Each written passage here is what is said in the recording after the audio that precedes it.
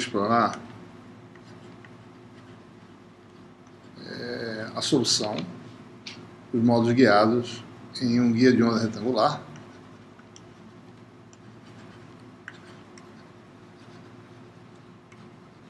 E especificamente ele vai tentar adquirir familiaridade com as características dos campos nesse guia de onda. Especificamente a gente vai trabalhar com os módulos TE inicialmente e explorar suas características, né? Como é que são as distribuições de densidade de potência no guia de onda e assim por diante. Nossa geometria é uma geometria retangular, vamos olhar de frente, né? No guia retangular, eixo Y na direção vertical, eixo X na direção lateral, dimensão lateral, guia de onda, vale A, dimensão vertical, vale B, e a propagação se dá na direção Z. Obter a solução para propagação no sentido mais Z, é fácil de obter a solução que se propaga no sentido menos Z, utilizando aquele formalismo que a gente descreveu na aula 13.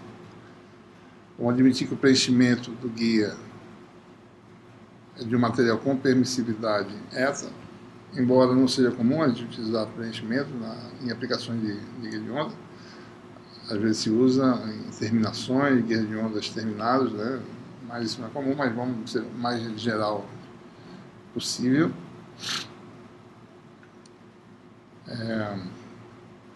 Bom, então, o formalismo que desenvolvemos na aula anterior consiste em, inicialmente, né, a gente vai analisar uma família de módulos, que são os módulos transversos elétricos, em que só tem a componente elétrica no plano XY, e o campo magnético tem a componente transversal e a longitudinal, a componente é HZ. E o formalismo consiste em, inicialmente, determinar HZ, a partir do que ele determina o campo transversal, né, daquela expressão que ele desenvolveu na aula anterior,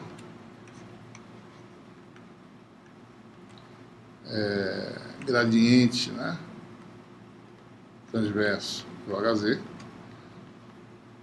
e o campo elétrico é determinado uma vez calculado, né, essa primeira parte, calcula HZ, depois do HT, depois do ET, igual a menos a impedância do módulo, ZTE, a Z vetorial HT, em que o ZTE é a impedância de onda do módulo TE, que vale K, número de onda no meio, sobre beta, vezes a impedância de onda do meio. Número de onda no meio, sobre beta, impedância de onda no meio, só lembrando esses parâmetros quem são, né? K é o índice de refração, número de onda no vácuo. Esse, por sua vez, é a frequência da fonte sobre a velocidade da luz no vácuo, ou, se quiser, 2π frequência em Hertz, isso aqui é frequência angular, sobre C, ou ainda 2π sobre o número de onda no vácuo, né? Então, impedância de onda quem é? Impedância de onda no meio é a razão μ sobre epsilon do meio. Absolutos, né? Valores absolutos, não relativos. Qual é o procedimento, então? Primeiro, obtenção de HZ.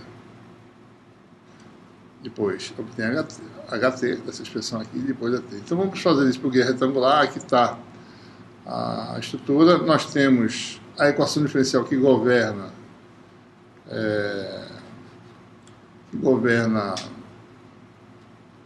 o nosso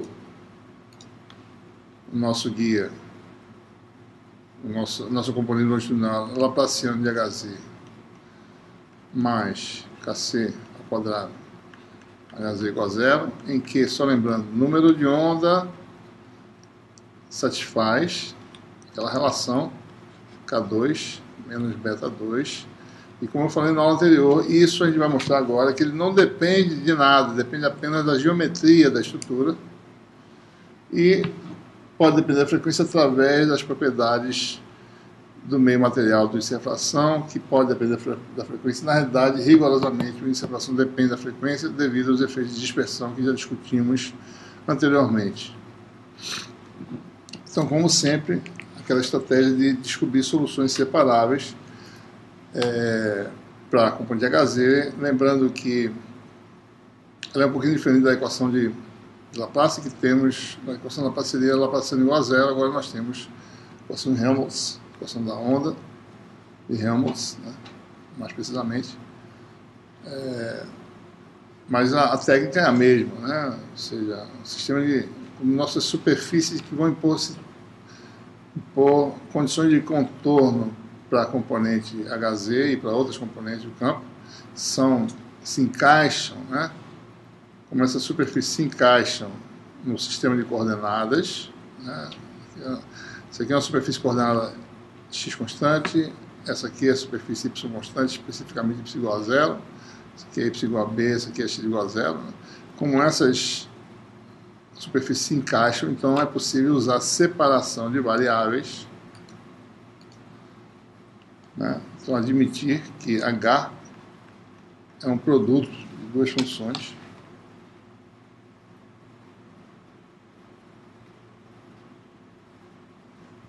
vou colocar aqui da forma que está na nota de aula para duas funções f de x g de y. Vocês começam a perceber que um curso desse que tem tantos parâmetros, a gente começa a ficar faltando letra para poder representar os parâmetros. Por exemplo, f é frequência, né? Então, chamando f de x, fica subentendido que essas coisas são coisas diferentes. Né? Isso é uma função arbitrária, né, utilizada em geral, né? Em cálculo, né? f, g, etc, h. Muito bem. Então, jogando na equação de Helmholtz, né? Nós temos... Isso a gente já fez várias vezes, eu vou ser um pouco rápido, né? Lembrando, Nablaté ao quadrado é d2 dx2 apenas, né? Mais d2 dy2. Função f é só de x, função g é só de y. Então, quem atua sobre f é apenas esse operador, quem atua sobre g é apenas esse. Como f só depende de x, as derivadas agora, quando atuarem sobre essas funções, vão ser derivadas totais. Então, nós temos aí a equação que fica dessa forma. G d2f dx2 mais h mais f d2g dy2 mais k sub c ao quadrado fg igual a zero. Fazemos aquela divisão de sempre, dividir por fg. Nós teremos aí, né, aqui vai ficar 1 sobre f, aqui vai ficar 1 sobre g, e aqui vai sair.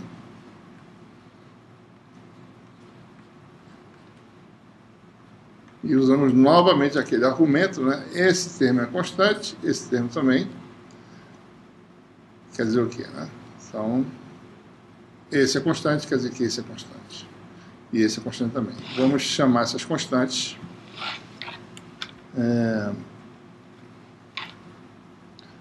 de forma conveniente. O sinal, a gente escolhe o sinal certo, né?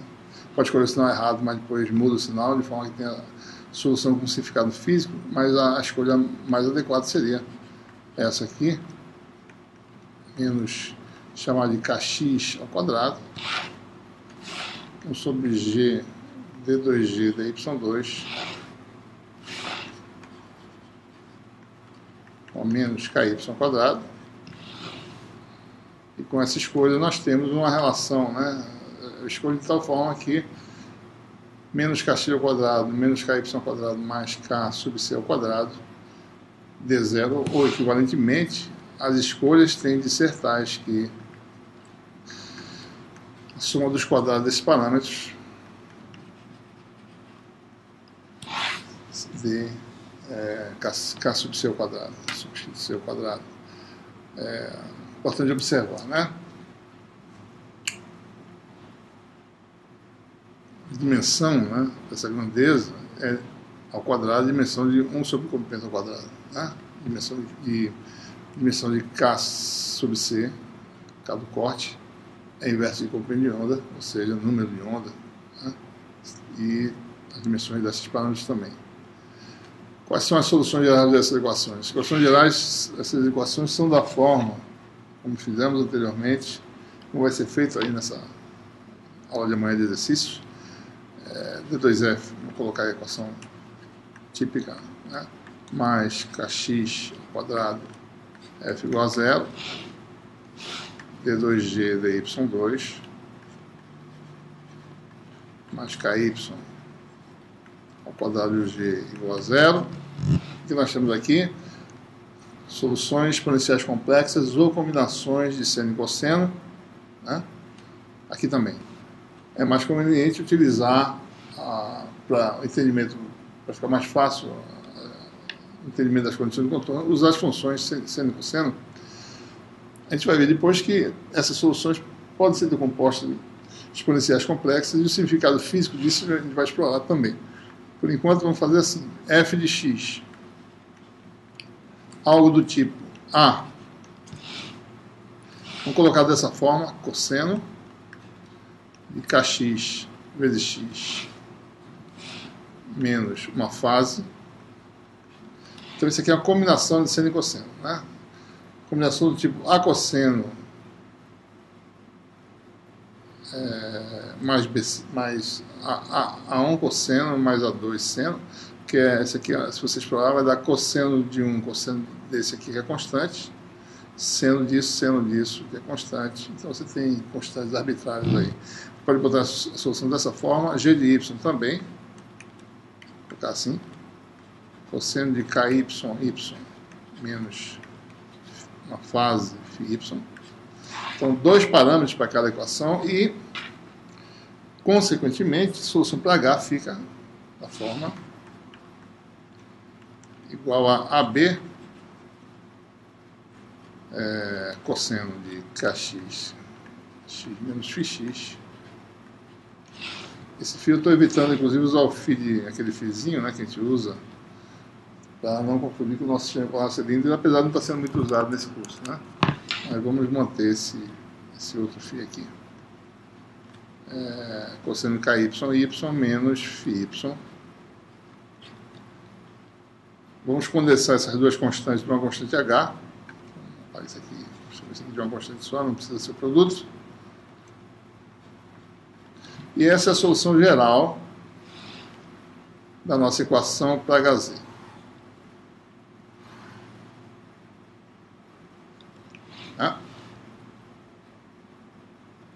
Muito bem.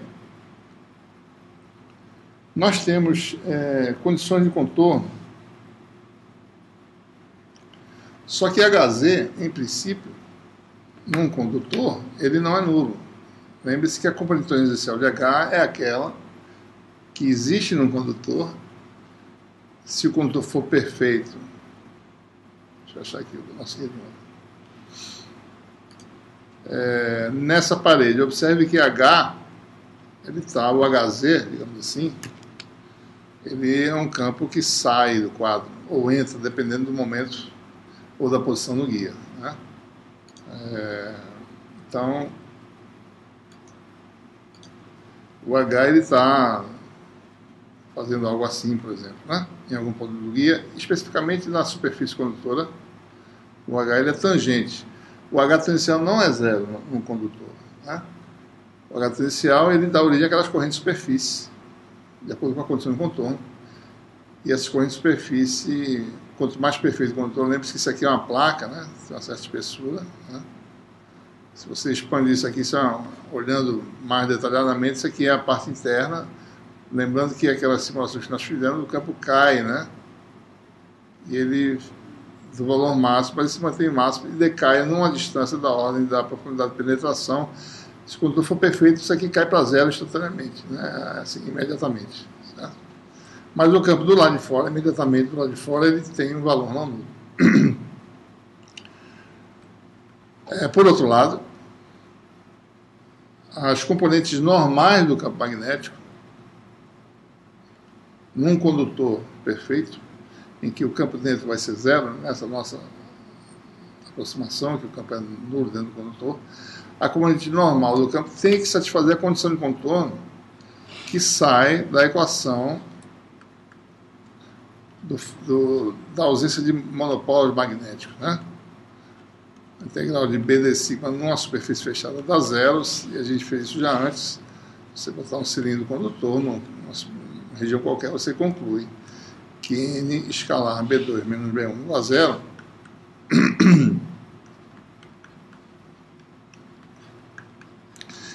E se B1 é zero, que nós estamos dentro do condutor, então a componente normal de B no condutor é zero. Se nós estamos dentro do guia de onda, B é μH, ou seja, consequentemente, H normal é zero. Então, a condição do contorno que a gente precisa usar é que a componente normal de H em todas as paredes é nula, né? Como o campo elétrico está amarrado à componente transversal de H, usando essa condição de contorno, em princípio vai ser suficiente para resolver o problema. Ou seja, o HZ não nos permite obter os parâmetros da solução, ainda, né? Os parâmetros estão aqui guardados, né? Quais são os parâmetros?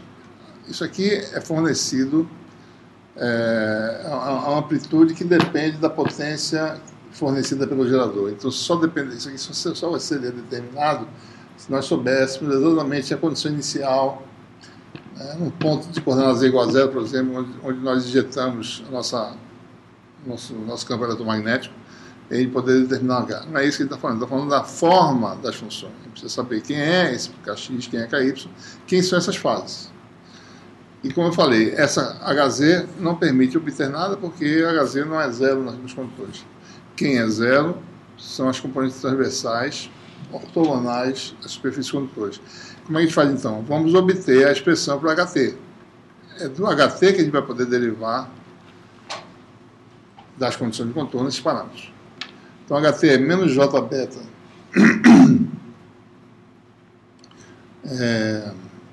sobre K sub C ao quadrado, gradiente de Hz, né? Vou escrever melhor isso aqui menos J beta sobre K sub C ao quadrado, gradiente aqui, né? AX ddx mais AY ddy aplicado à nossa função h cosseno kx x menos φx vezes cosseno de ky y menos φy. Então nós temos aí nossas funções. Vamos calcular aqui. Então, observe, derivada em relação a x se aplica nessa função, dá menos seno. Então, um termo na direção x vai ter seno cosseno, né? Então, o hx dessa expressão vai ser, como a derivada do cosseno menos seno com esse menos dá mais, nós teremos j beta k sub c ao quadrado, h kx seno kx x cosseno de kx não, kx menos a fase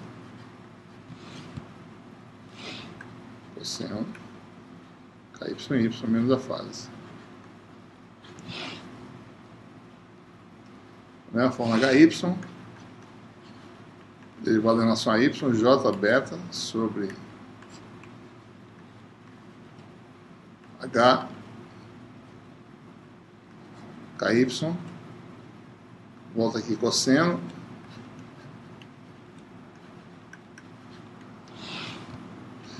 e aqui deu seno, né?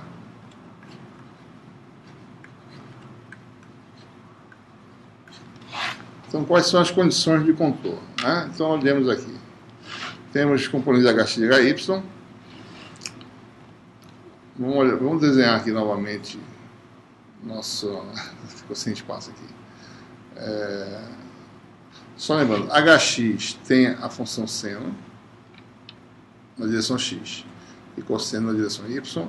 Hy tem a função cosseno na direção x e seno na direção y. Tá?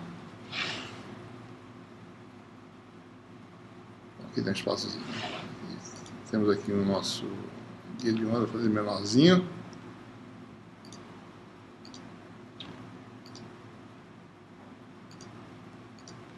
Direção x, y. X igual a 0, essa coordenada aqui. Essa altura é y igual a 0, y igual a b, y igual a 0. Ou seja, na superfície x constante, x igual a 0, x igual a... esqueci aqui, né? X igual a H normal é 0, ou seja, hx igual a 0. Aqui também, né? Hx igual a 0. Na superfície y igual a 0, hy tem que ser 0. Y igual a b, hy é a componente normal. Para fora, digamos assim, ou para dentro, tanto faz, né? Igual a 0. Ou seja, condições de contorno são quais? Em cima.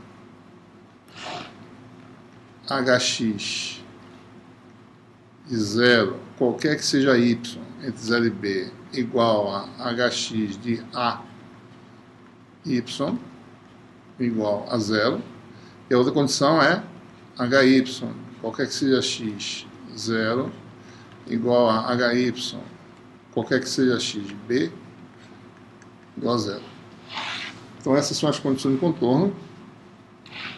Né? Lembrando, né? Hx é o termo que tem seno. Hy é o que tem seno em x. Hy é o que tem seno em y. Né?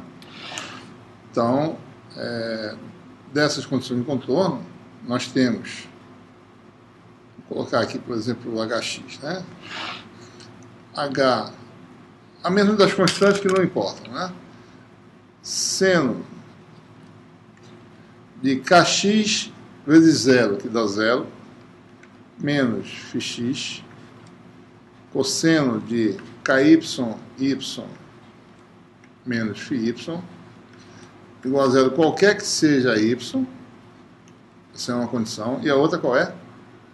Seno de kx vezes a, menos φx, cosseno de ky, y, menos φy, qualquer que seja y, igual a 0. Primeira equação aqui nos dá, deixa eu apagar isso aqui.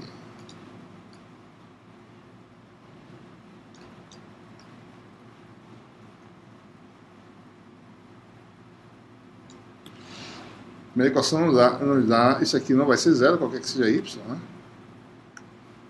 Ou seja, seno de φx ou seno de menos φx igual a 0.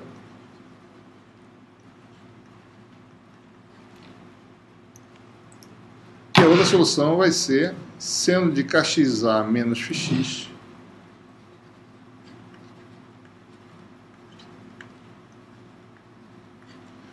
igual a 0. Olha, essa solução eu tenho várias opções aqui. Pode ser φx, pode ser 0, π.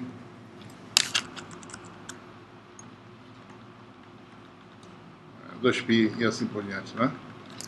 O que quer que aconteça aqui, para φx, eu vou ter uma função seno de kx a menos mπ, que vai dar mais ou menos seno. A equação volta a ser a mesma equação original. Isso aqui, para cada, se for ímpar, kx menos π vai dar menos seno, kx menos 2π vai dar seno novamente. Então essas equações são na realidade a mesma equação, seno de kxa igual a 0. Ou seja, basta escolher uma solução qualquer aqui que não vai fazer nenhuma diferença, φx igual a 0. E a outra solução vai ser seno de kxa igual a 0, que vai ser satisfeita se kxa for igual a um múltiplo inteiro de π. Evitando o caso m igual a 0, porque se m igual a 0, eu anulo a minha solução. Eu tenho a solução trivial, ele não quer isso. Então m vai de 1 em diante, M não precisa ser negativo, porque reproduz a solução original, então nós temos aí os kx obtidos dessa solução, φx igual a 0. Da mesma forma, se eu fizer agora as condições de contorno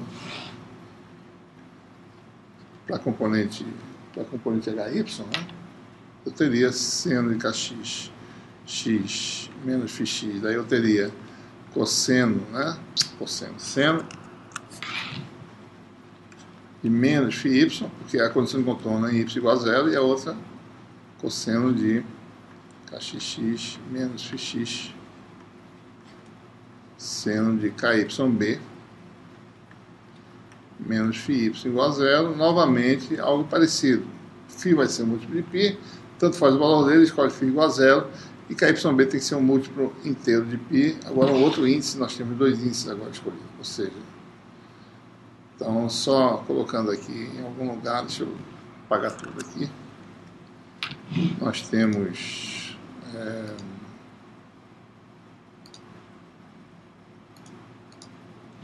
as soluções, né?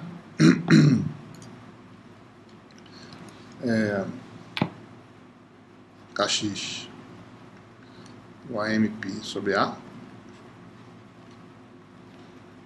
m igual a 2, etc. E ky igual a nπ sobre B,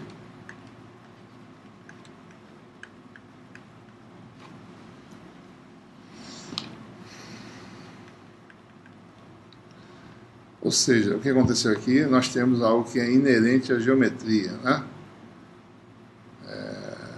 Nós temos algo inerente à geometria do problema, né? Só lembrando, né? Em algumas situações, as propriedades materiais vão aparecer explicitamente. Não apareceram aqui porque nós temos um condutor perfeito, né? E se nós tivéssemos dielétricos, por exemplo, guia de onda em fibra ótica, nós teríamos aparecimento das propriedades materiais também. É aí que esse número de onda ia depender implicitamente da frequência, né? Por causa das propriedades materiais. Mas agora não. Então, nesse problema, nós temos aquilo que eu comentei, que o número de onda, kc ao quadrado é a soma desses parâmetros, vai ser igual a raiz de mπ sobre A ao quadrado mais nπ sobre B ao quadrado, em que mn tem esses valores. Então, existem várias possibilidades. Nós temos, cada solução depende desse par de índices, né? Então, só lembrando, com essa escolha, né, nós temos aí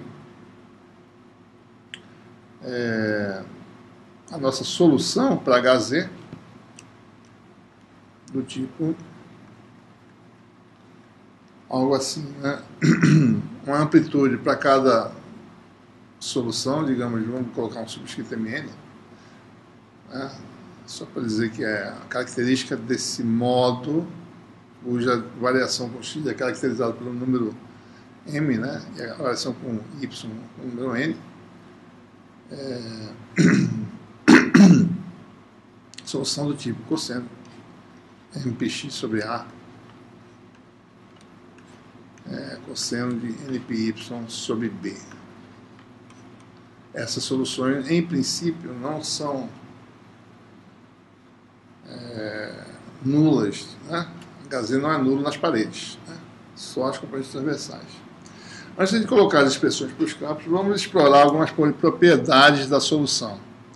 Nós falamos na aula anterior sobre a questão da frequência de corte, né? Esse kc, o número de onda de corte, definia uma propriedade característica, né? A frequência de corte.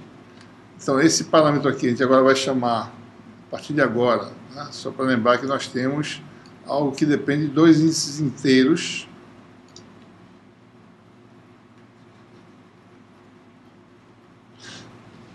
A gente vai chamar esse número de onda de corte, pelo menos por enquanto, a gente vai usar esses índices o tempo todo.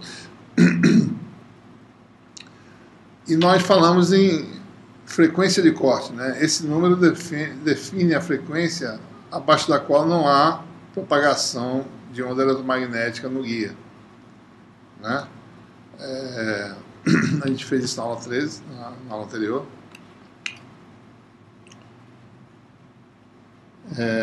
E de que forma? A gente definiu de forma semelhante ao número de onda, né? No meio, n ômega sobre c, que é 2πf sobre c, ele define de forma semelhante que o número de onda de corte é o índice de refração 2π frequência de corte sobre c. E com isso, a gente pode, igualando isso com essa expressão, obter a expressão para a frequência de corte do modo, né? Mn. Então aqui você tem FCMN agora, né? Cada modo, ou seja, o que é um modo? É uma certa distribuição bem característica dos campos. Que nem se vocês lembrarem da solução para o potencial elétrico, né? O número de lobos, né? O número de máximos vai ser mais ou menos algo relacionado com esse parâmetro N, índice M e N, né? Então o modo tem uma distribuição bem definida, mas aí você igualando essas duas expressões, isso com isso, esse π vai cancelar, você vai ter FCMN igual a C sobre 2 zeta M sobre A ao quadrado mais N sobre B ao quadrado, né? M igual a zero, N igual a zero não é permitido. Observe aqui o seguinte, eu falei que M era de 1 em diante, mas não é muito verdadeiro aqui. Certo? Eu posso ter situações sem anular minha solução por completo. Né? Eu esqueci de observar uma coisa importante. M e N podem variar de 0 em diante. Então, só lembrando que eu posso colocar um 0 aqui. Só não pode ser os dois simultaneamente. Vamos ver por quê, né? Se você olhar para o HZ, se um deles for nulo, quer dizer que esse termo fica 1. O termo existe, né? E vice-versa. Se N for 0, M tem que ser diferente de 0. Porque se não seria um campo constante, nós não temos uma solução de campo eletromagnético, é apenas um campo estático. Os campos transversais, um deles tem o seno, mas outra função é cosseno. Então, se eu zerar um índice, eu posso zerar esse índice que não seja o da função seno.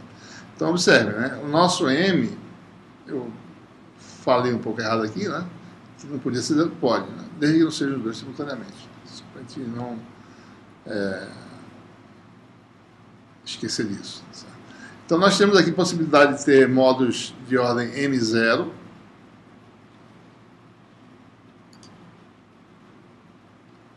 né? Ou modos de ordem 0N. Né?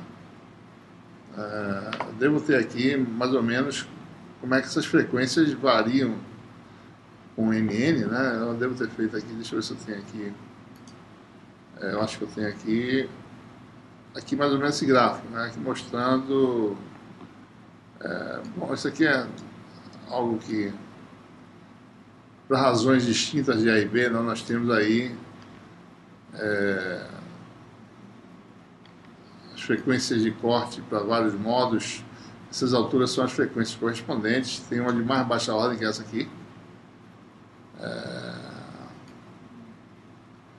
Isso aqui, deixa eu fazer aqui, deixa eu ver aqui, deixa eu fazer, eu estou com números fracionários, né? Eu vou colocar A, uma situação típica é A 2 vezes maior do que B. Os guias são fabricados, muitos deles, dessa forma, e com isso, como a gente vai ver mais adiante, você pode ter uma propagação de um único modo em uma oitava completa. Né? Isso aqui não está... Acho que eu não entrei ainda, né? Talvez. Deixa eu calcular aqui.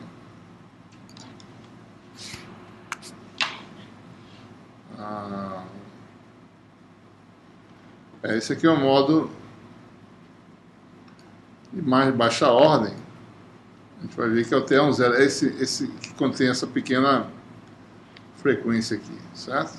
A menor frequência, né? Isso aqui tem índice 0. Eu creio que o índice 0 seja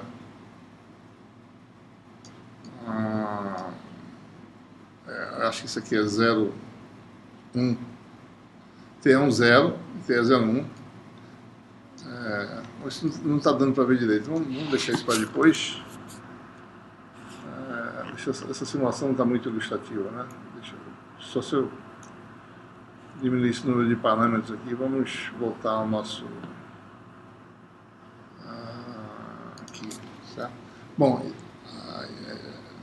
por exemplo, né, vou fazer um cálculo rápido, né? Exemplo, vamos assumir aqui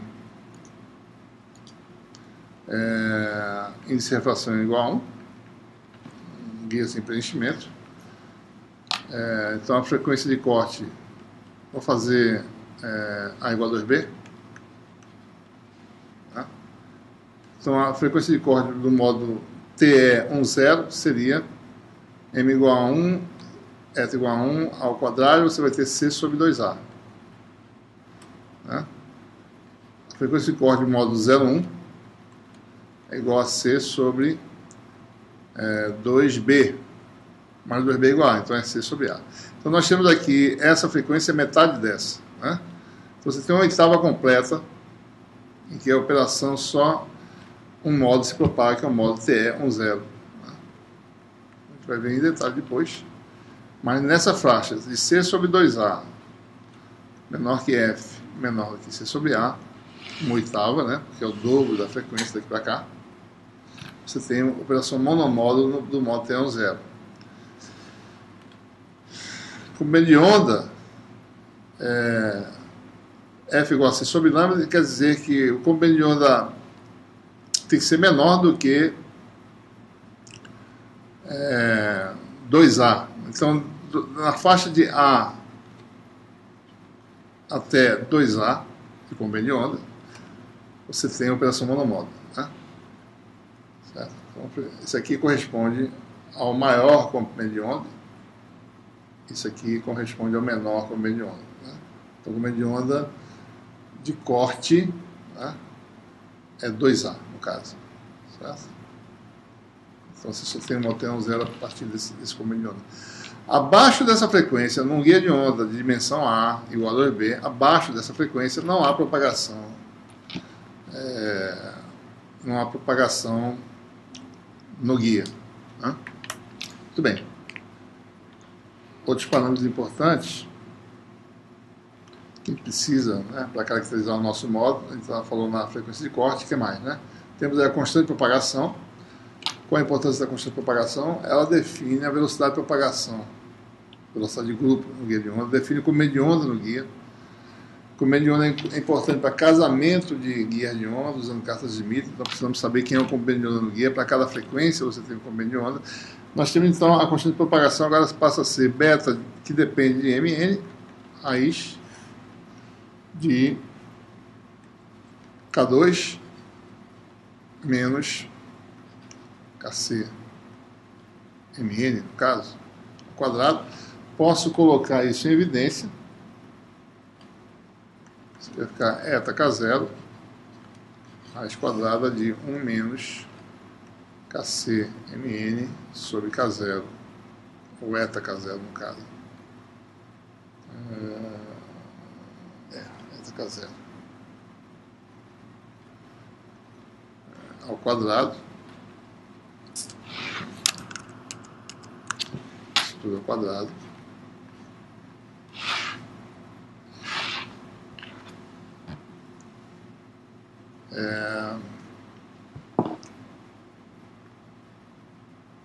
Isso aqui é 2πf sobre C, né? K0 é ômega sobre C. Kcmn nós definimos anteriormente. Índice de refração, 2π, frequência de corte sobre C. Então essa razão aqui vai dar simplesmente a razão entre as frequências de corte e a frequência de operação. Então você pode escrever aqui, olhando para cá, né? Então isso aqui é a razão de frequência de corte e frequência de operação. Se a refração só vai sair. Então você tem aí o número de onda no guia, na direção longitudinal, é igual a número de onda no meio, alterado, dessa forma.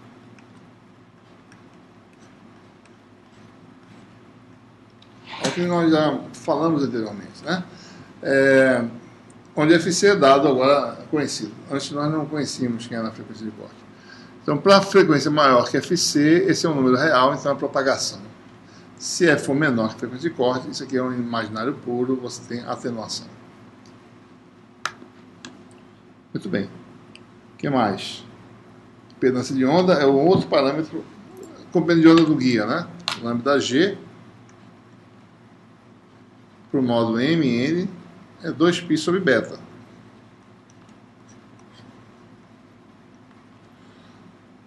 Tá?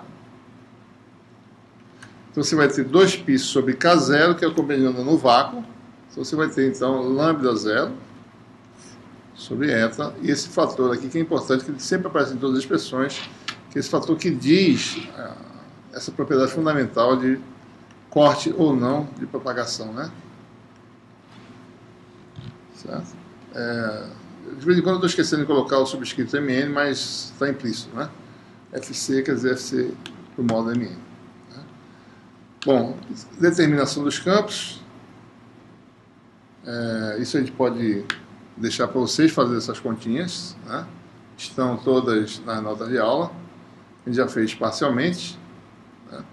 Mas, só lembrando, HZ é menos J beta sobre K sub C ao quadrado, gradiente de HZ. HZ agora, lembrando, né? É HMN cosseno, cosseno, NPX sobre A. N não, M de Maria, em ordem alfabética. MPX sobre A. Ao contrário de alguns livros que botam ao contrário, né? Isso pode causar alguma confusão, a gente faz em ordem alfabética, né? Para ficar fazendo mais sentido. M depois N. Cosseno de NPY sobre B. E aí você tem gradiente dessa função, nós já fizemos antes. Então, derivada em relação a x vai dar MP sobre A, seno menos, vai dar mais. Derivada em relação a y vai dar seno NP sobre B, vai dar mais. Ou seja, o H transversal. A gente vai definir já agora, né, algo que vai ser bastante útil, né? Funções, porque essas funções são muito grandes, né, o produto delas. Então vamos definir o U de MN, XY. A gente já usou funções U no passado, no curso de Eletromag 1. Vai usar as funções U do tipo seno de NPX sobre A. Elas não estão aparecendo ainda essas funções, elas vão aparecer depois. Seno de MPY sobre B, função UV,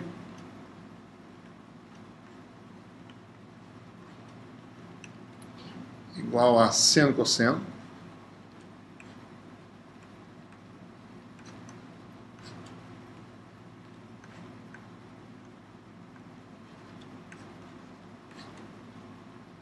função VU,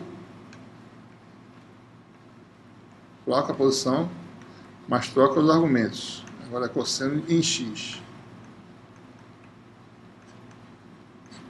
A função seno em y.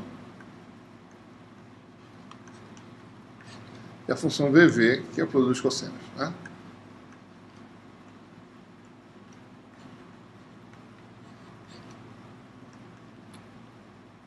Cosseno, cosseno.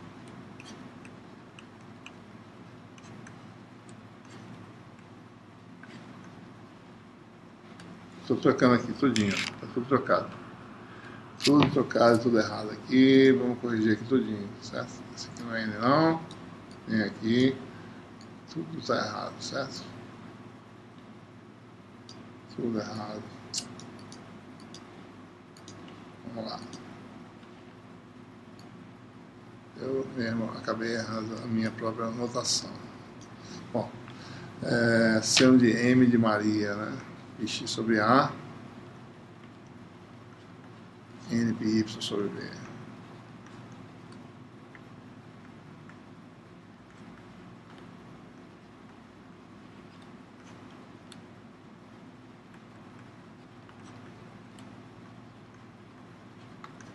assim por diante, né? MPx sobre A, MP sobre B, derivado em relação a um argumento dá uma dessas funções. Por exemplo, derivado em relação a x me dá um produto, né? A menos do fator de escala vai dar a função derivado de u da v, né? Na frente. O u vai dar vu, certo? O fator de escala, né? VV vai dar o v, né? Com sinal trocado, fator de escala e assim por diante. Então, para simplificar, e muitas vezes vamos também não usar o xy para não ficar muito grande as expressões. Ou seja, função hz fica do tipo cosseno do tipo HMN VV MN. Se vocês quiserem assim, se quiser botar um XY, pode colocar, né? H transverso aqui menos JB sobre KC ao quadrado, gradiente dessa função HZ. Então nós temos derivado do cosseno em x da MP sobre A vezes menos seno, tá? Então HT vai ser, então a derivada do cosseno sempre dá menos, então vai ser sempre JB sobre K sub C ao quadrado. Na direção x eu vou ter o quê? Derivado de V vai dar U e eu vou ter o fator que vai aparecer MP sobre A UV MN. Isso aqui não é o produto de UV não, é UV. O nome da função é UV, né? Mais a Y NP sobre B. Eu já errei aqui, né? Eu já errei aqui, eu mesmo já errei. Então vamos botar aqui. Derivado em relação a x dá VU, né? Aliás, não, tá certo. Tá certíssimo. Era VV, passou a ser UV, tá certo. Não tem nada errado, não. Derivado em relação a y vai dar quem? Cosseno seno. V, U, M, N. Essa é a solução para H transverso. E o E transverso, né? É menos AZ, produto vetorial, tem o ZTE, no caso, AZ vetorial HT.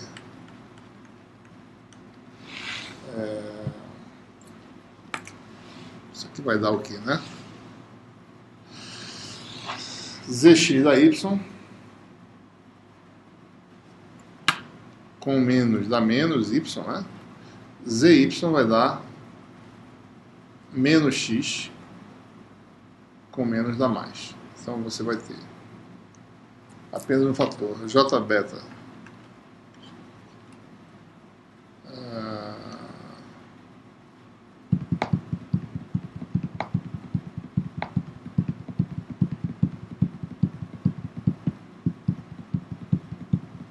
vamos deixar assim.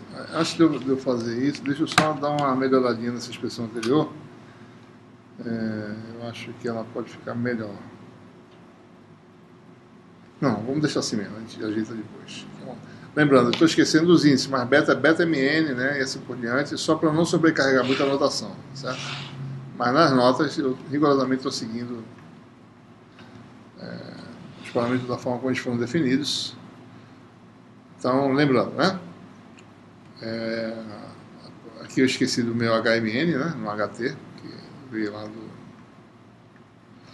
E aqui você tem ZTE, HMN, né? E aqueles produtos vetoriais, AZ com AX dá mais AY com menos a menos, AZ com AX dá menos AX, então vai ter um termo aqui que vai ser MP sobre B, esse termo aqui, VU,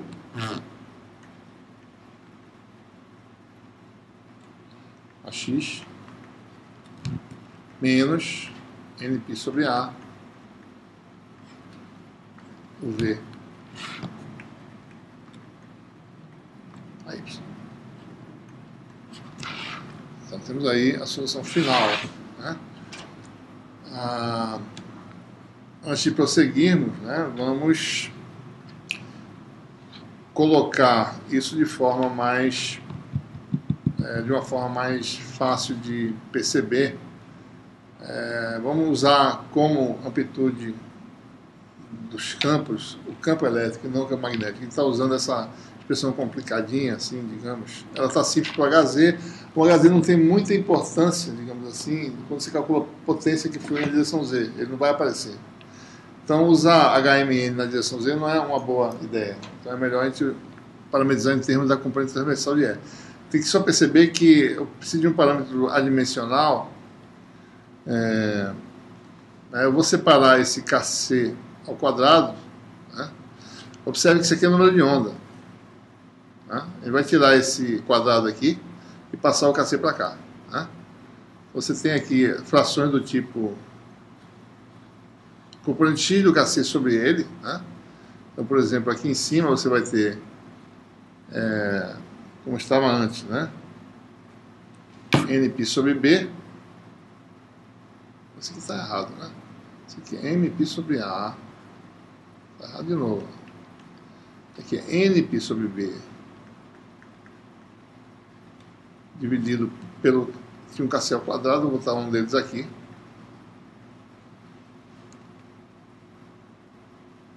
Né? E aqui você vai ter mπ sobre a. Deixa eu apagar isso aqui. Vou colocar dessa forma.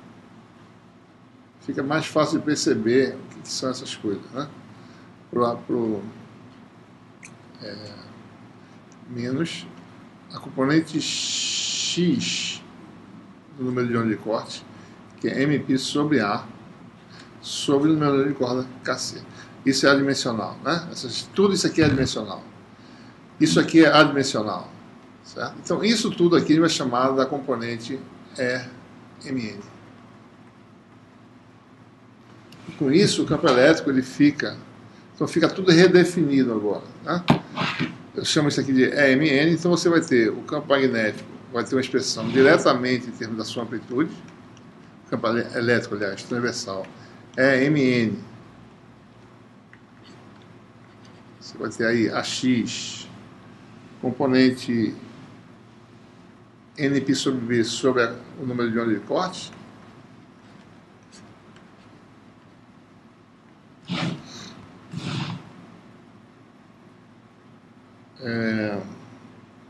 VU,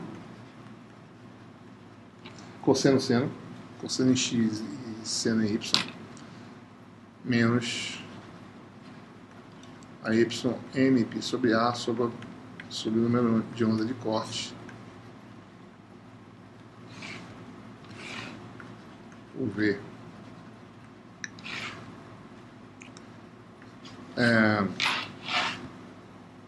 Essa expressão, observe que mesmo usando VU e V não dá nem no quadro, né? Mas só cosseno, seno, seno, cosseno. Cosseno em x, seno em y. Ou seja, a componente y, a componente x é uma função seno, digamos assim. Depende do seno de y, né? nπ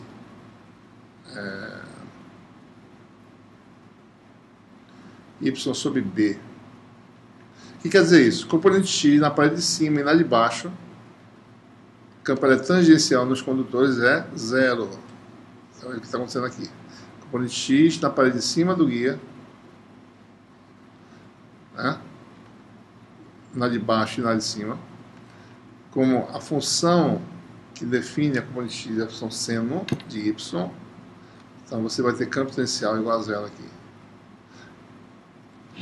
A componente y, se você olhar para cá, né, é a função seno em x. Então, seno em x zero aqui e zero aqui. Então, o campo elétrico tangencial é nulo, como deveria ser. Então, surgiu naturalmente da componente normal de H. Né? Certo? Então, a gente reescreve dessa forma. E nós temos as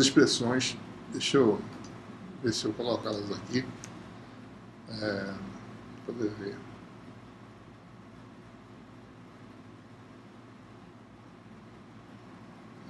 Só para mostrar a solução final, para ele não ficar escrevendo a mesma coisa. Só lembrando, eu esqueci de calcular aqui.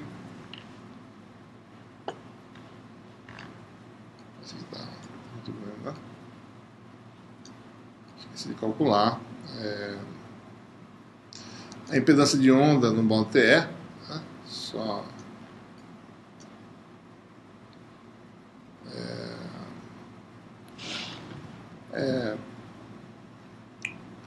K sobre beta, né? Isso aqui é K sobre beta. Deixa eu ver, esse é o novo Acrobat. Deixa eu saber onde é que estão as coisas aqui. Cadê as ferramentas dele, hein? Windows. Deixa eu ver se eu posso editar aqui. Tools, ferramentas, cadê a Annotation? Como é que está aqui?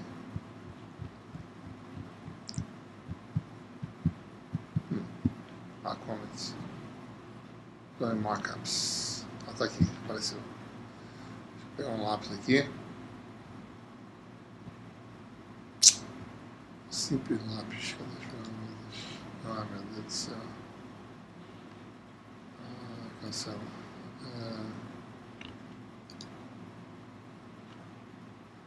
View, tools, comments, share. Drawing markups, annotations, annotations.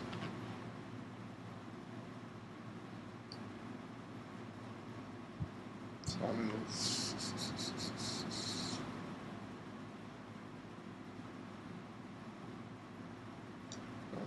Não é annotation, né? Vamos deixar assim de lado, vamos fazer assim mesmo. K sobre beta Z. K é inserção vezes K0. O beta é número de onda no meio, que é eta K0, vezes aquele parâmetro que a gente está insistindo com ele, né? Vai ser sempre esse parâmetro, vai aparecer impedância de onda no meio. Então essa é a impedância de onda no modo TE. Né? Lembre-se, né? Para F maior que a eficiência real, a impedância de onda é real.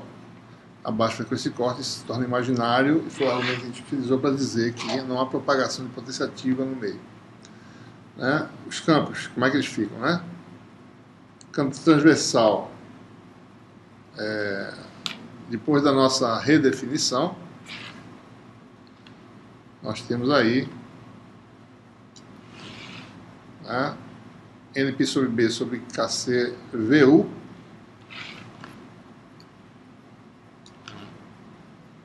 UV, né? E o campo magnético fica agora da forma bem simples de se perceber, né? Campo elétrico sobre impedância, né? E fica aqui uma fração, né? Isso aqui na verdade é um cosseno a um seno, né, de ângulo. Componente X do número de onda de corte, componente Y do número de corte, UV e VU.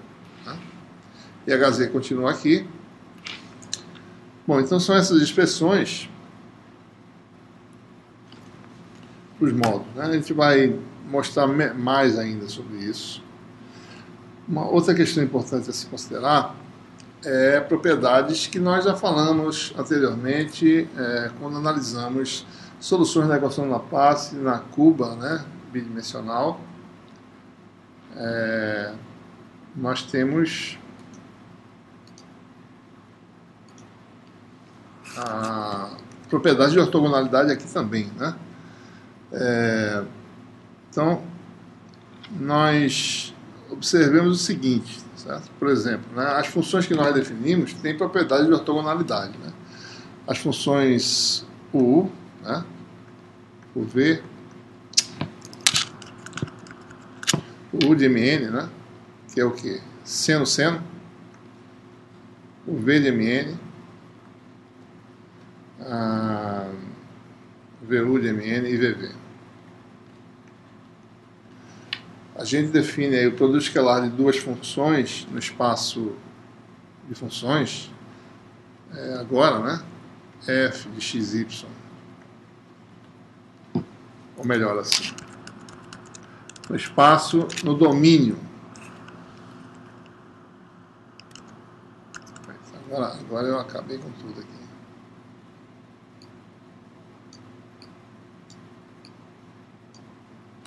Eu posso fazer isso? Posso fazer isso. No domínio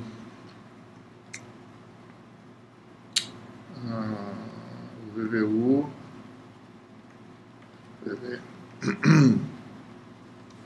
o domínio dessas funções é 0 menor ou igual a x menor ou igual a a, 0 menor ou igual a y menor ou igual a b,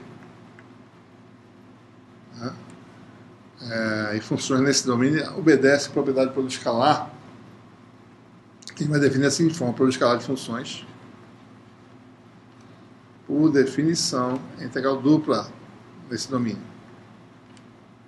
Vou colocar assim: primeiro em A, depois em B, integral dupla dx dy, elemento de área do sistema aí, f de xy. Vamos admitir a possibilidade dessas funções serem complexas, lembrando que nós temos algum significado para essa operação, né? Fg conjugado. Né? As grandezas que são calculadas como produto de grandezas são calculadas para ter significado real, como sendo produto de escalar, como sendo produto de Fg conjugado. Né? Então ele vai definir isso aí, vai definir coisas mais gerais, em algumas situações que pode querer definir. Por exemplo, se forem dois vetores, A e B, produto escalar de vetores. Né? E tem duas situações aí. Uma é a definição de produto de funções no espaço de funções e produto escalar no espaço geométrico. Né? E quando você tem vetores, você tem produtos de funções, digamos, no sistema cartesiano, isso aqui são 3 produtos. Tá? Então ele vai definir esse produto escalar aqui, sabendo que A e B são funções de x dessa forma. Vou botar um pontinho aqui, certo? Eu podia também fazer uma outra invenção maluca e botar um x aqui, fazer o produto vetorial e calcular dessa forma. Mas vamos definir essa operação, produto escalar no espaço de funções, que esse aqui é a operação ponto, por definição, integral de 0 a b, integral de 0 a a, dx dy, a de xy, eu vou evitar usar os argumentos, produto escalar com b conjugado. Né? Isso aqui são funções, são 3 termos que tem aqui, são 3 funções desse tipo. Então a integral dupla dessa. Então ele vai definir isso aí, certo? Então a gente pode fazer essas definições. Bom, o que acontece aí?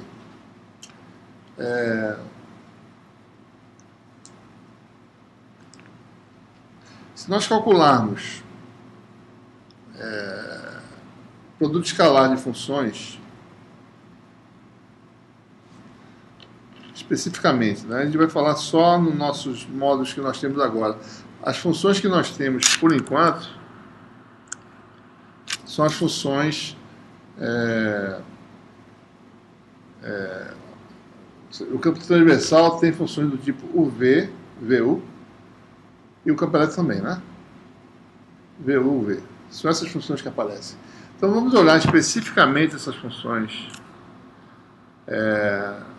no tocante às propriedades do produto escalar dessas funções. Né? Então se eu fizer produto escalar de UU, aliás, UV, de MN, com UV de M', N', o que nós temos essencialmente aqui? Vamos esquecer os casos em que M ou N seja nulo. Né? A gente vai olhar essas questões depois. Tá? Mas isso aqui essencialmente é o quê? Integral da função seno em x, a função seno no argumento M', função cosseno em N, função cosseno em N'. Né? Isso aqui vai dar integral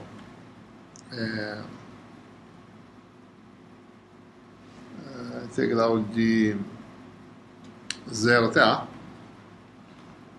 0 até B.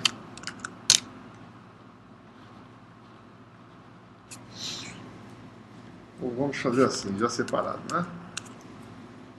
Cosseno de M pi y sobre B, cosseno conjugado, que é o cosseno de M' pi y sobre B, integral isolada da outra, dy, né? E a outra integral vai dar a integral 0 a A, seno de n πx sobre A, tudo ao contrário, né? Isso aqui é n, né? Eu mesmo estou trocando. Vício dos índices dos...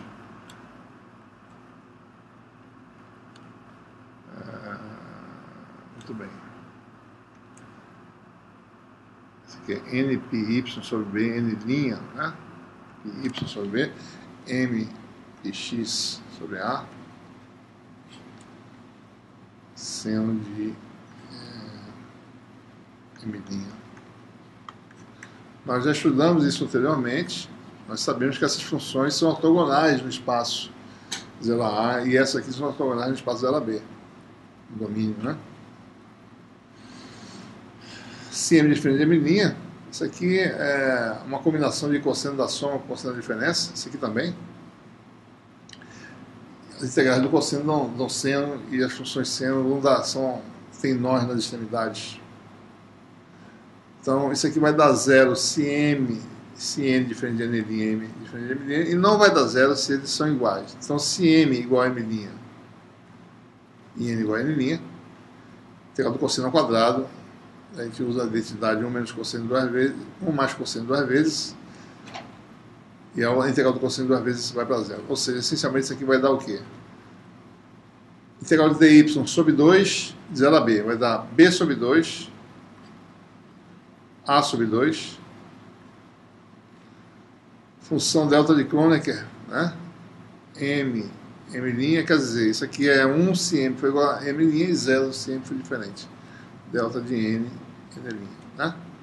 Então, esse é o resultado, considerando casos, ambos m e mn diferentes de 1. O v, o linha, v'. Isso aqui vai dar AB sobre 4.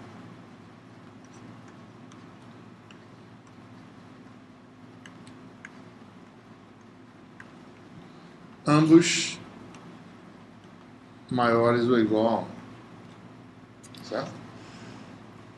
Bom, tem um caso específico em que um deles vale 0. Né? Então, ou exclusivo. 1 apenas igual a 0. Então, quando 1 é 0, então se eu tiver a situação m igual a 0 ou exclusivo, né? Com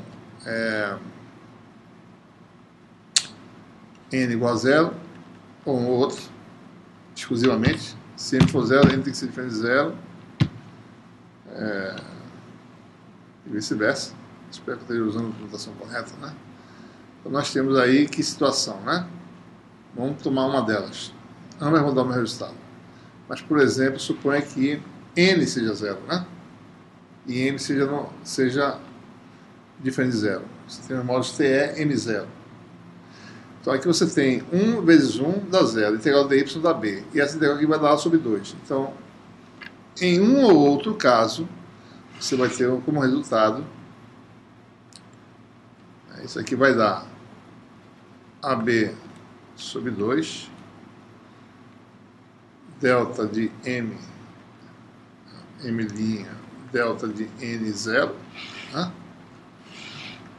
Para m maior ou igual a 1, e também, no outro caso, AB sobre 2, delta de m0, delta de n', para n maior ou igual a 1. Quer dizer que m necessariamente tem que ser 0, porque isso aqui vai ser 0 em qualquer outra situação, né?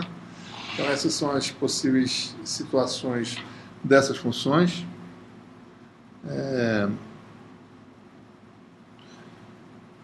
Então, por exemplo, se nós calcularmos a operação, só lembrando, né, o EMN, ele é o quê? É MN, um número que é NP sobre B sobre KC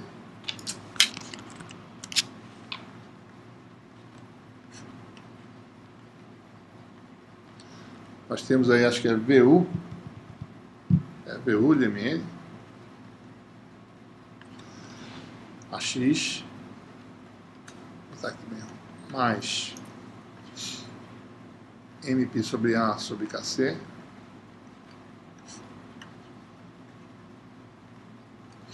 o V MN a Y. Tá? Então, esses módulos, eles têm ortogonalidade como as funções, porque as funções do IV também têm. Tá? Por exemplo, se eu calcular produto escalar, o espaço de funções do produto escalar de E de dois vetores E, por exemplo, se eu fizer isso aqui, aquela operação que eu acabei de definir, MN, produto escalar no espaço de funções, do batimento dessas funções com respeito ao produto escalar, isso aqui vai dar o quê, né? Vai ser esse vetor, M', N', no caso, módulo quadrado, você vai ter um termo que é isso ao quadrado, produto escalar disso com ele, produto escalar cruzado dá zero, basta vocês calcularem, cosseno e seno dá zero, seno e cosseno dá zero, né? Vai dar zero as integrais. Então a x escalar x dá 1, então você vai ter isso ao quadrado, produto escalar dessas funções VU, você vai ter aqui M ao quadrado, MN ao quadrado, se for complexo, passam aí, certo? NP sobre B ao quadrado sobre KCMN ao quadrado, e aí você vai ter VU MN com VU M' N' mais MP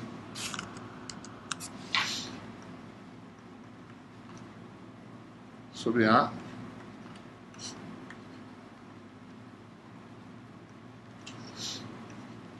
o V MN, o V M', N'. Lembre-se, isso aqui, dependendo do índice, vai dar AB sobre 4, ou AB sobre 2, né?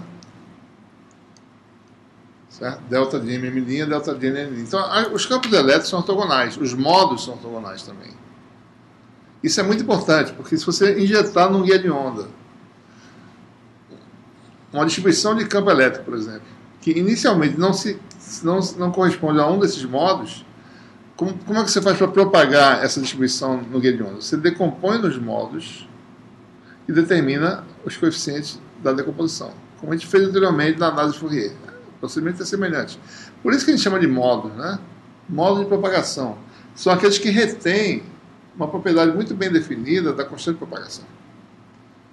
Né? Então, por exemplo, vamos admitir no caso simples, para MN, não vou fazer muito essa conta, mas para MN maior ou igual a 1, se a gente ter um resultado só, não tem que mostrar os três, nós temos os três resultados. Mas para MN igual a 1, isso aqui vai dar o quê? AB sobre 4, né? Aquela função delta de M, M', delta de N, N', mesma coisa aqui, vai botar em evidência,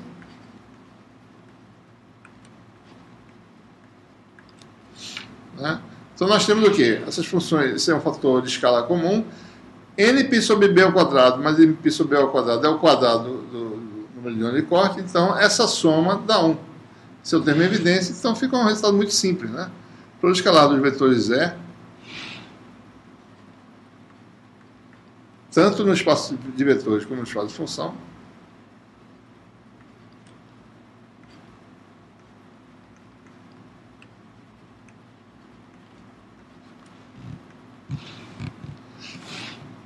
isso aqui é para M e N maiores ou igual a 1, né? Se eu fazer um caso só, vocês olhem os outros, como é que fica? Vai ficar só um fator de 2. Isso aqui vai dar o quê, né? Módulo de EMN ao quadrado, AB sobre 4.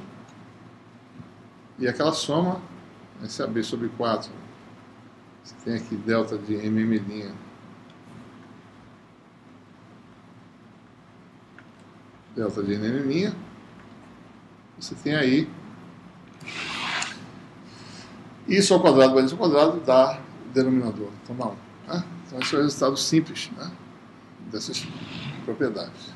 Quer dizer que, para que serve isso? Se eu tenho uma distribuição de campo, certo, injetado no guia de onda, dada por E0, né, de xy, isso eu posso decompor como uma série de modos, alguns deles vão se propagar, outros não, né? É aí que você perde potência quando você injeta um módulo de guia de onda que ele não tem a configuração correta. Então, se você injetar, né, você vai ter essa soma, mais uma vez, né? M e N não pode ser ambos nulos, um ou outro pode ser nulo exclusivamente. Então, isso está implícito aqui para a gente não ficar... Mas isso aqui nós teríamos aqui um conjunto de campos de M, N, né? Onde a amplitude de cada campo já é o coeficiente de expansão em série desse campo inicial. Então, como a gente calcula cada componente de campo? A gente faz o produto escalar no espaço de funções e o produto escalar também. Então, a componente EMN vai ser obtida usando aquele formalismo E de MN, né? Ou seja, a amplitude do campo. Ou, se vocês quiserem, o E de MN, o E de MN, que é a amplitude do campo, vai dar produto escalar, com aquele fator de escala que vai dar AB sobre 4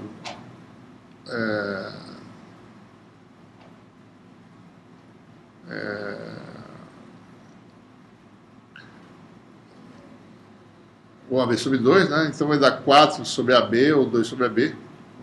Vamos fazer o coeficiente para M e N maior que 1, para ele não ficar fazendo cada detalhe, né? Vou fazer isso aqui. Então esse aqui vai dar 4 sobre AB, por exemplo, né? Se um deles for 0, vai dar 2 sobre AB, né? Então esse aqui vai dar simplesmente esse produto escalar aqui, ó, é 0. Escalar LMN, vetorzinho sem amplitude, né? MN sobre aquela amplitude, ou seja, só aquela componente de base, digamos, onde é que está aqui o nosso...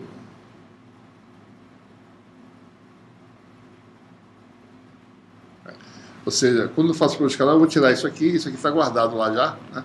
Então, o produto escalar envolve essas funções de base aqui, certo? Se quiser, né? Pode fazer assim, de forma ainda mais...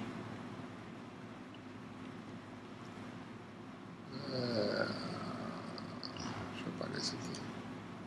Cadê mais ou menos isso aqui? Deixa eu botar assim. Vezes E minúsculo MN,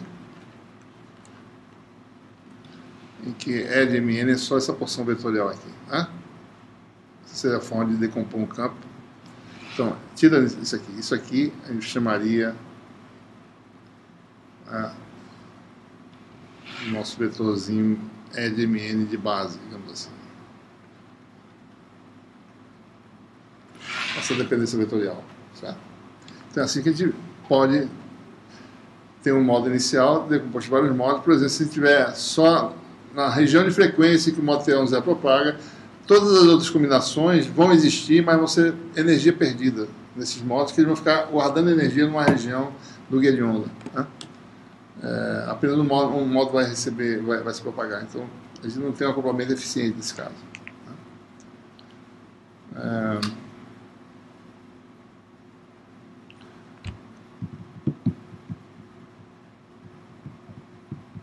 Então, isso também motiva a nossa discussão de agora, né? Como é que é o fluxo de potência no guia de ondas? Suponha que você injete uma distribuição de campo inicial, né? Deixa eu falar sobre isso.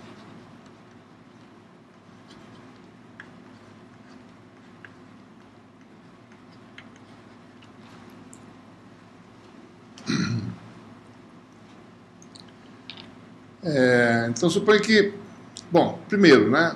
No guia de onda, a potência vai fluir no sentido de Z, né? E o vetor de Poynting em geral é 1 meio de E vetorial H conjugado.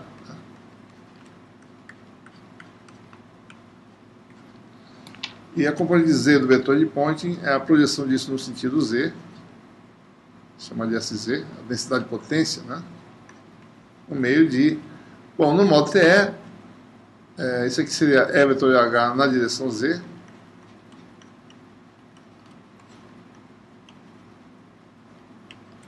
E, obviamente, a componente Z, né, nesse produto vetorial, ela não contribuiria com a projeção no sentido de Z, né? Componente longitudinal, quando faz o produto vetorial com o campo elétrico, me dá uma componente transversal, cujo produto escalar com a Z dá zero. Então, só quem participa dessa operação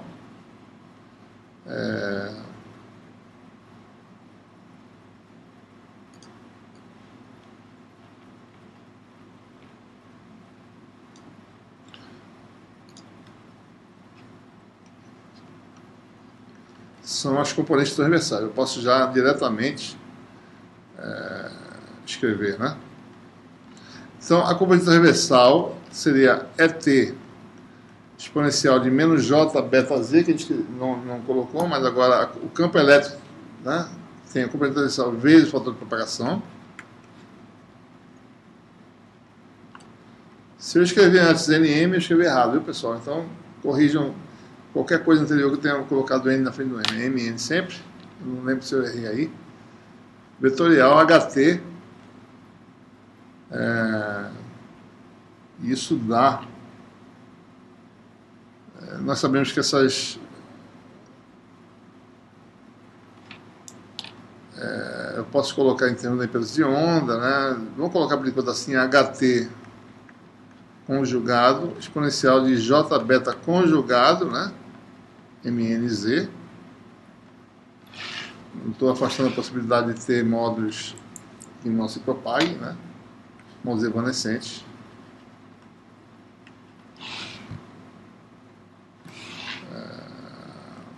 Então, isso aqui.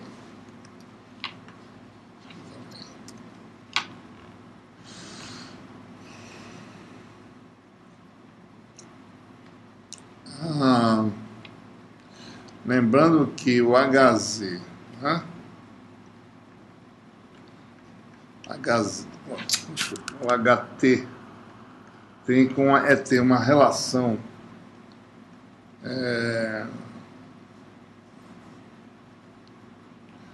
que a gente mostrou anteriormente, né? AZ vetorial ET sobre impedância de onda. Então, nós temos aí E vetorial, isso aqui vai ser o produto vetorial de E com H conjugado, parece impedância conjugada, vai ter um termo que é produto de E vetorial, né? Se eu fizer o vetorial com isso aqui, vai ter um termo que é produto escalar desse com esse na direção desse, que dá módulo ao quadrado, e vai ter um termo que é produto escalar desse com esse que dá zero. Então isso aqui vai dar 1 meio. Vou colocar assim, ET, MN, depois a gente coloca o MN, escalar ET conjugado.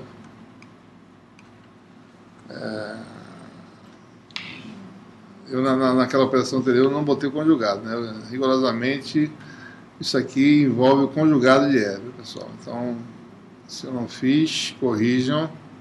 Deixa eu ver aqui se eu fiz.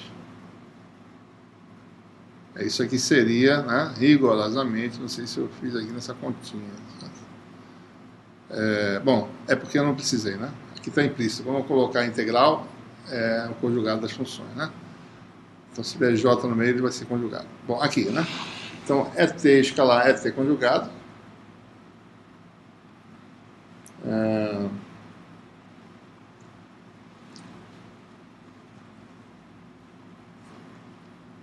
Sobre ZTE conjugado, né?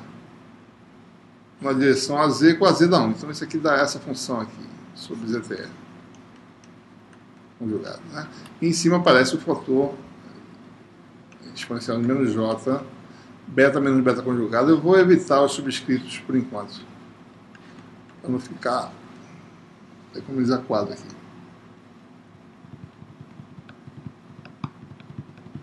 Essa é a densidade de potência, né? Se o módulo estiver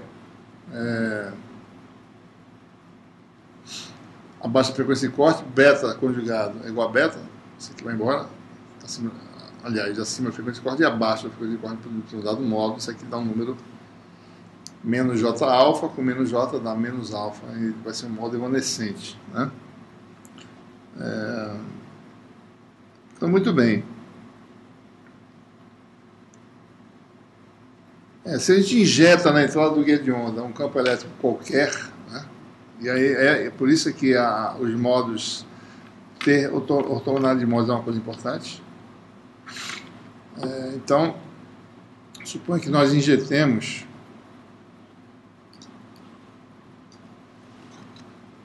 um determinado guia de onda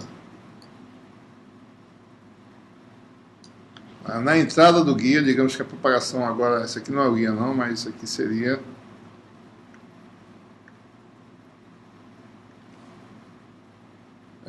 o sentido de propagação, né?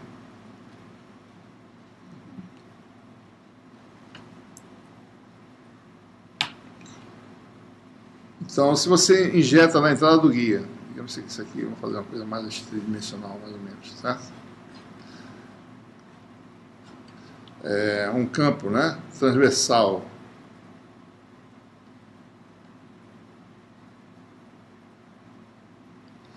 de entrada, o que a gente faz? Esse campo vai ser decomposto, né? Por exemplo, o campo elétrico vai ser decomposto aí nos modos possíveis de propagação, alguns dos quais não vão se propagar até o final, né? Alguns vão ficar evanescentes durante o caminho, tá? Vão ocupar uma região de energia, os outros vão se propagar. Mas, essencialmente, você decompõe o seu campo elétrico, por exemplo, né? Em termos dos modos TE0N, tem uma parte aqui, agora eu vou fazer ser um pouquinho mais preciso aqui. Então, os modos ET0N são os modos em que M igual a zero e N diferente de zero, né? Mais contribuições dos modos TEM0,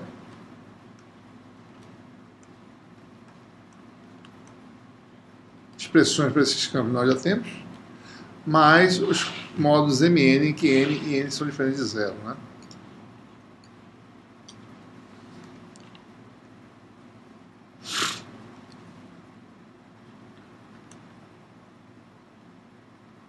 Vou botar assim, A igual a 1.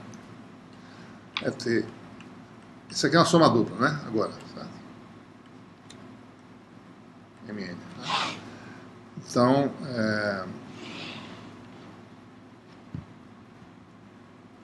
a densidade de potência seria, então, ET com ET conjugado, né?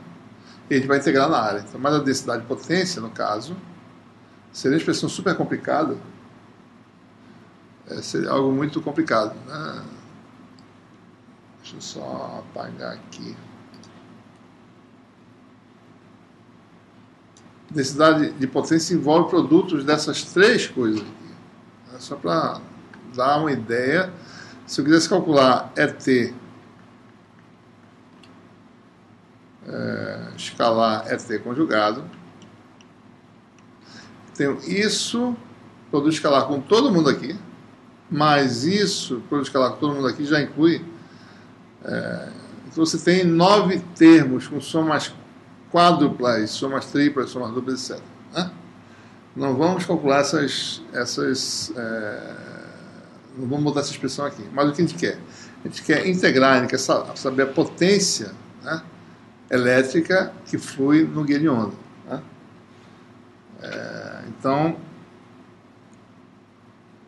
ora, nesse caso, eu preciso calcular a integral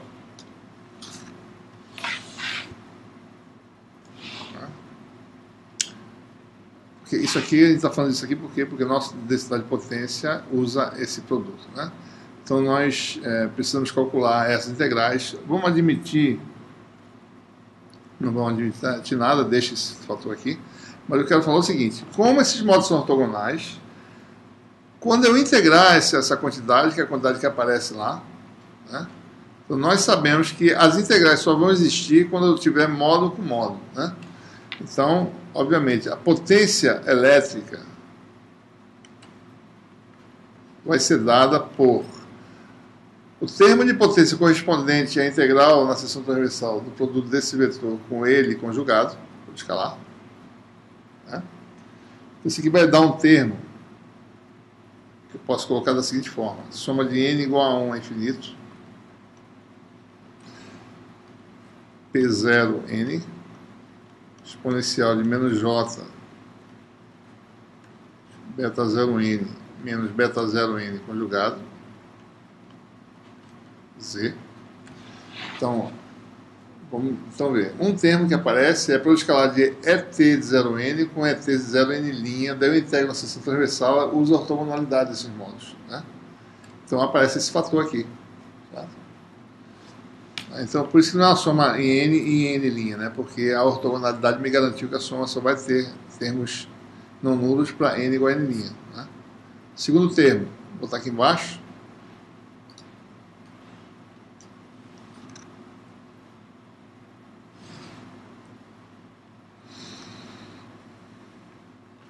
Semelhante, m igual a 1. Todos os termos são semelhantes, o único problema é que a gente tem esse grau de dificuldade de separar os módulos que tem índice zero, né? P de m0 menos j beta m0 menos m0 conjugado z mais soma m e n ambos maiores ou igual a 1 P de mn. Então é isso que a gente obtém. Devido à ortogonalidade dos módulos, a expressão fica simples da potência injetada, né? Ou seja, a potência é carregada pelos módulos de forma independente, né? Então, se só um módulo se propagar, só aquele módulo que vai carregar. Por exemplo, se você estiver trabalhando com módulo em que a propagação é monomódulo, no módulo TE10, por exemplo, só esses termos aqui são todos fatores exponenciais decrescentes, ou seja, quer dizer, energia. Isso não é propagação nem dissipação, quer dizer, essa distribuição de energia fica confinada numa região do guia de onda, né? Fica lá parado. Isso aqui não é transmitido pelo guia de onda. Transmite essa fração, que isso aqui vai dar um número real, certo? Isso aqui vai dar zero, no caso, né? E os outros módulos ficam lá. Eles pegam a energia e fica lá no reservatório, digamos assim, energia eletromagnética, numa região do guia de onda. Quem carrega o resto, que é a energia, é esse termo aqui, né? Então, é assim que a potência é carregada pelo guia de onda. Expressões podem ser obtidas, tá certo? Então aí, deixa eu só mostrar para vocês mais ou menos as expressões que vocês vão identificar com coisas que a gente calculou agora há pouco, né? Então, as expressões são grandes, então não vale a pena a gente sair deduzindo aqui, já está mais ou menos implícito o que vai acontecer. Essa aqui é a expressão que eu acabei de mostrar, né? Aqui estão os três termos. E aqui a expressão para potência carregada pelo módulo Mn, tem esses fatores de 4, 4, 8 devido àquela questão do M, né? Então a integração dá esses números simples aí, certo? Obviamente, se você está na operação acima da frequência de corte, essas impedâncias são todas reais, né? Muito bem, ficamos por aqui nessa aula de hoje e continuamos na próxima aula com o tema de atenuação, né? E, entre outros, para finalizar esse capítulo 10.